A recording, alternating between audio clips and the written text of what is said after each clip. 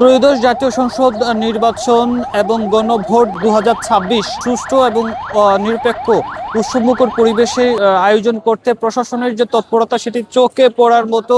প্রত্যেকটি এলাকায় প্রশাসনের বিপুল পরিমাণের আইন শৃঙ্খলা বাহিনী মোতায়েন করা হয়েছে এবং বিশেষ করে সুনামগঞ্জের যে 12টি উপজেলায় সেই 12টি উপজেলার মধ্যে 3টি উপজেলায় বিজিবি এককভাবে দায়িত্ব পালন করছে এবং বলা যায় যে 24 প্লাটুন বিজিবি এই 3টি উপজেলা সহ পুরো জেলায় মোতায়েন করা হয়েছে এবং পুরো এলাকা কিন্তু নিরাপত্তার চাদরে ঢেকে দেওয়া হয়েছে। কোনো রকম অপ্রীতিকর ঘটনা যেন ঘটতে না পারে সেই জন্য বিজিবি সহ প্রশাসনের যে তৎপরতা সেটি চোখে পড়ার মতো।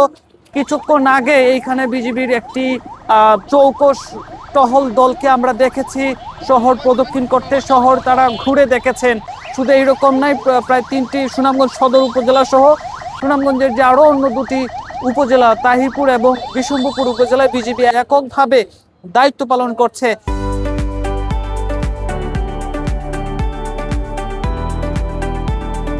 এবং যে আগামীকাল সকাল 7:30টায় থেকে যে ভোট গ্রহণ শুরু হবে সেই ভোট গ্রহণ উৎসবমুখর করতে বিজিবি তাদের যে দায়িত্ব যে তৎপরতা সেটি বৃদ্ধি করেছে। এছাড়াও প্রশাসনের যে অন্যান্য যে বাহিনী আছে, বিশেষ করে বাংলাদেশ সেনাবাহিনী সহ পুলিশ এবং র্যাব সহ অন্যান্য যে আইন শৃঙ্খলা বাহিনী, তাদের যে উপস্থিতি সেটিও চোখে পড়ার মতো এবং নির্বাহী ম্যাজিস্ট্রেট থেকে শুরু করে জুডিশিয়াল ম্যাজিস্ট্রেট প্রত্যেকটি উপজেলায় একাধিক জনকে মোতায়েন করা হয়েছে। কোনোভাবেই যেন ভোটকে কেন্দ্র করে কেউ যেন কোনো নাশকতার মতো ঘটনা ঘটাতে না পারে সেই দিকটি নিশ্চিত করতে প্রশাসনের এমন তৎপরতা বাড়ানো হয়েছে বলে জানিয়েছে দায়িত্বশীলরা।